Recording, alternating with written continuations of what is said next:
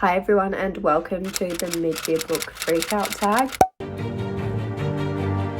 This is such an OG booktube staple. It is so old school that I even remember the first video of the creator doing this video, and from my memory it was created by someone called Chami, who no longer posts on booktube, and I don't even remember what her channel name used to be. That's how long ago she stopped uploading, but I'm like 95% sure she was the original creator, so maybe along with someone else. And I don't even think you can watch that video anymore. I could be completely wrong, but that's what I've remembered.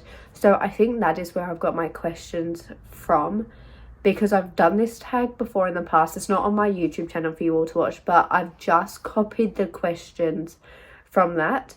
And I really do love this tag because I feel like it's such a good way to see where you're up to in the mid-year, which is why I've decided to film it for you all. So question number 1 is, what is the best book that you've read so far this year?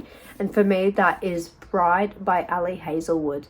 This book completely took me by surprise because I tend not to like Ali Hazelwood's books.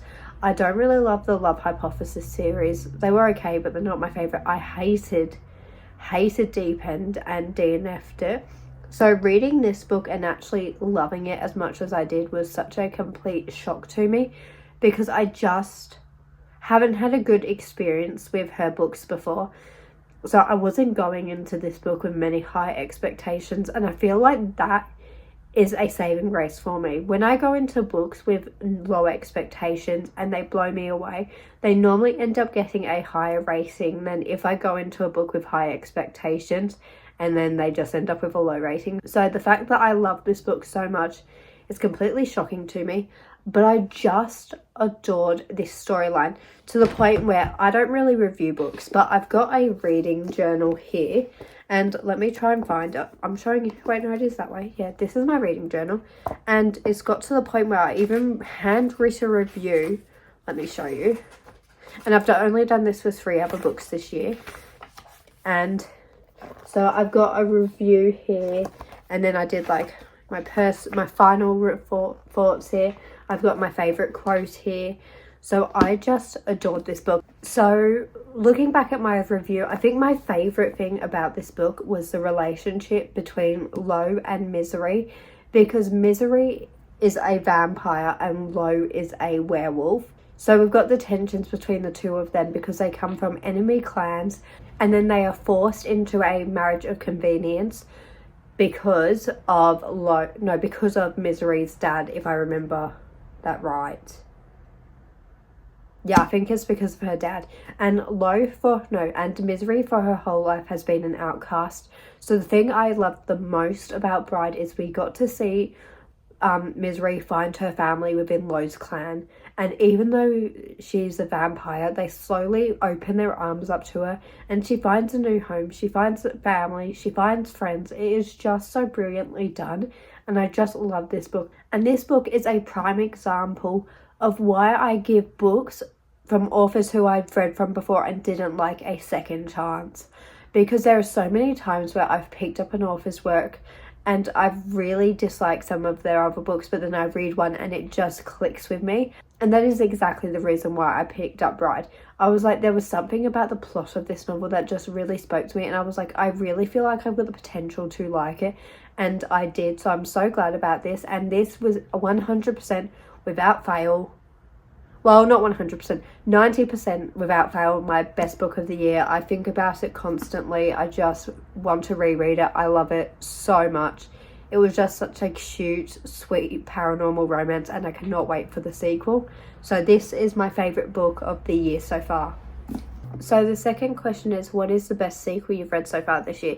And that has to go to Destroy the Day by Brigid Kemmerer. I loved this conclusion. It is one of the best finales I've read about in a long time. The way this author managed to wrap everything up, I was just obsessed with. But my favourite element of this book was the character relationships. I'm such a character-driven reader. All of the relationships in this book were so well done, because from book 1 to this final book, we got to see the growth and how they've changed and how the relationships develop. And I just loved that element of it so much. But my favourite relationship would definitely have to be between Prince Corrick and his brother. The way they are there for each other from book one, I absolutely adored. And even though there might be tensions at points, they've always got the best interest of their brother at heart, which I just absolutely loved. And I loved all of the romantic relationships. I loved the plot of this series, and I just love this series. I would try and give you a synopsis of the first book, but I've read it years ago and it like hasn't stuck, so I'm not even going to attempt that. But just know I adore this series. I can see why other people might not, but it just worked for me, and it's because I love the characters so much and the plot and the story. Just everything about it I loved. So this was my best sequel of the year. And then question 3 is a new release you haven't read yet but want to. So it was so easy, this question. I knew straight away which one that would be. And that is The Things We Water by Marina Zapata. This, I think, is the only book by Marina Zapata I haven't read yet. I adore her books. A couple years ago during COVID, binge read all of her books within a month, basically. I just steamed through them. The way she is the slow burn romance queen, I just love her. She is my favourite author, or one of them. I just adore her stories to bits because of the way she manages to write romances. I just think the slow burn dynamics that she does, I love. I don't know any other author who can do a slow burn like Marina Zapata, and the fact that I haven't read this book yet is absolutely disgusting. I was so hyped. As soon as I found out about it, I was like, I need to read this straight away because it's the only book by her I haven't read yet. So I've got lots of high hopes for this book because I just love her books, and I am so disappointed in myself that I haven't read this because I have the potential to absolutely adore it. So hopefully by the end of this year, this book will be read. Question 4 is my most anticipated release for the second half of the year, and this has to go to Lover Arranged by Lauren Asher. Lauren Asher is definitely one of my favourite romance writers as well, because the way she writes romances I just get so obsessed with, and the way she deals with heavy topics I love. But I've basically binge read 2 of her series this year because I've read Terms and Conditions, The Final Offer, Love Redesigned, and then Lover Unwritten. I think that's the second book. So I am anticipating this third book, Lover Arranged, so much, because in this Lover Unwritten we got to see the characters of the third book in that book, and it got me really excited for their storyline because the snippets we got were just very interesting. So I was extremely invested in finding out more about their story, and I'll be able to read it literally after this video comes out. I'll only have a tiny bit left to wait, which is so exciting because then it will mean I will have wrapped up another series by Lauren Asher. And honestly, I need to go back and read her other series about F1 because I just love her story so much, and I cannot wait for this third book to come out because I'm so excited to see these characters and how they fall in love. So moving on to the next question, it is, what is your biggest disappointment of the year? And this was also a very obvious answer, and that is Vow Unruined by Helen Scheurer. I probably butchered her last name, but oh well. So I read Blood and Steel this year, loved it, 5 out of 5 stars, one of my favourite books of the year until I read Vows Unruined. I just felt like the plot of this novel kind of went haywire. There was no storyline. It was just basically about these two characters being like, we want to be together but we can't, blah blah blah blah blah. Or one of them being like, I'm not good for you, we shouldn't be together, blah blah blah blah blah. And then they're fighting, and it's just like, I don't care. I just couldn't care, especially after how much I loved the first book. I was expecting a lot more, and this book really focused heavily on smut, which is fine, but when the first book was so well done with the relationship development, and then when we get to this book and it's just all smut, it's like, where's the character development gone? It just was not my favourite, and I'm hoping that the third book brings this series back on track, just with how much I love the first book. And I also think this is a case of where I had too many high expectations for this book, because as I said, I've loved Blood and Steel. It's one of my favourite books of the year, but because of that I was anticipating this book getting a 5 stars from me, but it didn't. It just severely disappointed me. It was not a bad book. I still had a good time reading it, but it's just nothing to preach about because it was just a very average read, which was, as I said, so disappointing after loving the first book in this series so much. So I'm heartbroken that I didn't rate this book higher. Then the next question is the biggest surprise, and I really try not to double up with books, but this is one where I had to, because my biggest surprise of the year I've already spoken about, obviously, and that is Bride by Ali Hazelwood. For reasons I've already mentioned, I'm so shocked I loved this as much as I did, and I'm so even more shocked that it is my favourite book of the year so far, and I'm shocked. That's all I can say. So this is my most surprising book of the year. Question 7. I love how I've just gone to question 7 when I haven't been saying that for the rest of them, really. So this question is asking, who is your favourite new author? It can either be a debut or someone you read from this year. And that has to go to Nisha J. Tully. She's written the Artifacts of Uranus. I don't know how to say it. She's written this quartet, and I'm up to book 3. I enjoyed book 1. It was good. It was a struggle to get through a bit, but when I got into book 2, I was obsessed. I was head over heels in love with this series. It's all I can think about. I want to continue on so badly. I loved it so much.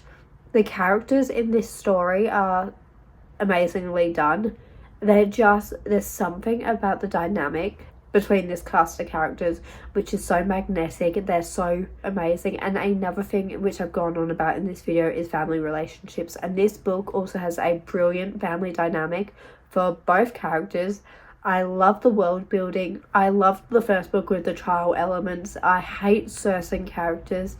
It's on the top of my mind at all times. So when I saw this question, I was like, it has to go to Nisha J. Tully, because I am constantly thinking about this quartet and I just want to complete it so badly because she has just swept me away with the second book.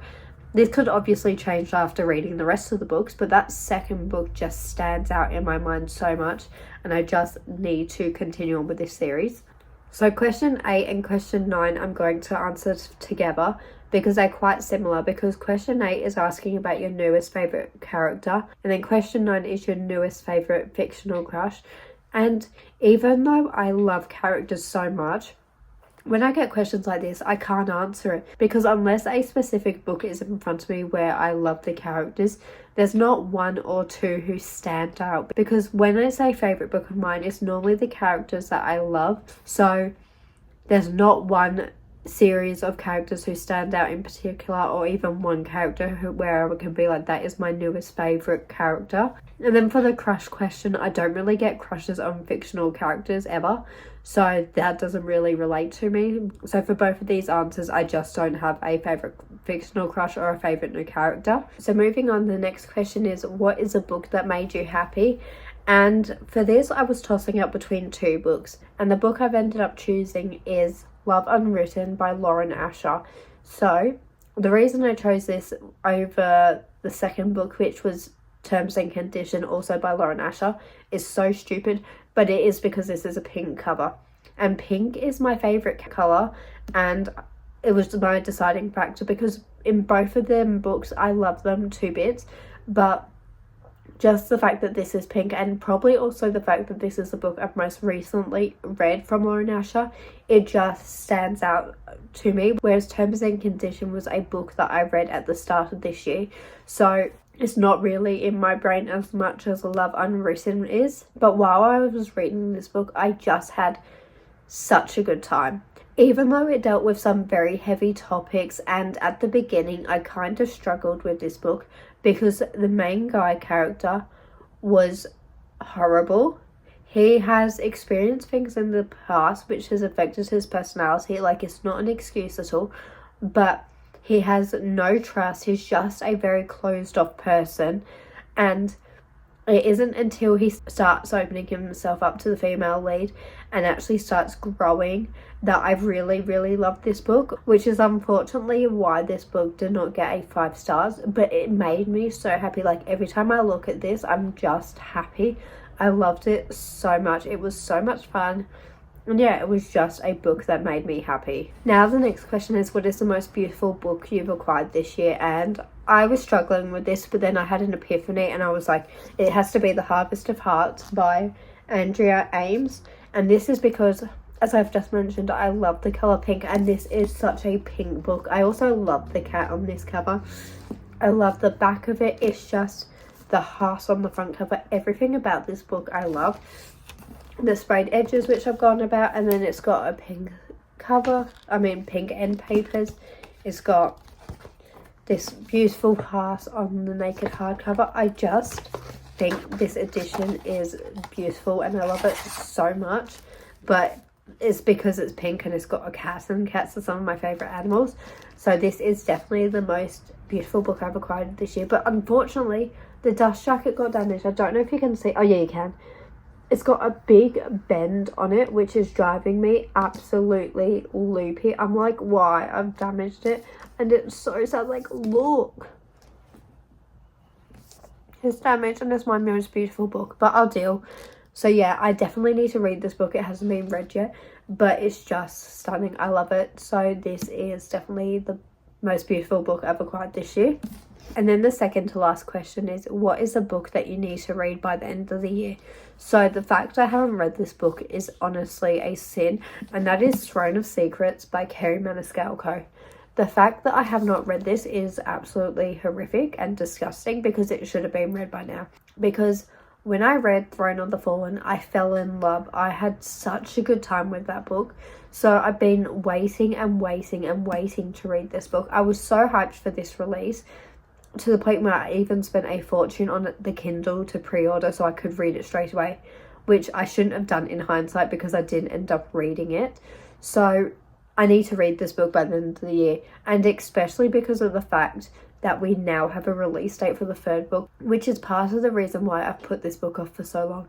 And then another reason I haven't read this book yet is because of how much I love Throne of the Fallen. I'm very scared going into Throne of the Secrets that my expectations are going to be too high and I'm not going to love this book as much as Throne of the Fallen. It was one of the two books that made me get back into reading. I was really struggling with my reading last year, and then I read Throne of the Fallen and absolutely was in love with it, and I was like, this is why I read books, to get this feeling. And I just feel like I hadn't had that in a long time until I read Throne of the Fallen. So Throne of the Secrets has a lot to live up to. And another reason why I'm scared going into this book is because Kerri Maniscalco is a very hit or miss author for me. Because I read the Stalking Jack the Ripper series, absolutely adored every single one except for the third book, which is one of my least favourite books of all time. Then I read the Kingdom of the Wicked series and I found that just to be average. And then I read Throne of the Fallen. That was fantastic. 5 out of 5 stars. One of my favourite books ever. And now I need to pick up Throne of the Secrets. And I'm hoping that I adore this book. Like, I've got so many high expectations. And I'm just hoping to bits that I love this book. And if I don't, I think I'll be so unbelievably disappointed. And I'm just, as I said, I'm really hoping I love this book so much. So hopefully that will be the case. What is your favourite book to movie adaptation? And honestly, I could not think of any.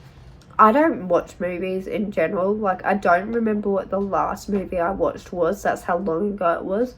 So I don't really go out of my way to watch movies, and I don't even really go out of my way to research book to movie adaptation. So I literally cannot tell you what is a book to movie adaptation that's come out this year. So this question is really irrelevant to me, and I'm just going to leave that one there. This was a mid-year book freakout tag, and I'm just going to quickly wrap it up by saying I hope to see you next time, and bye.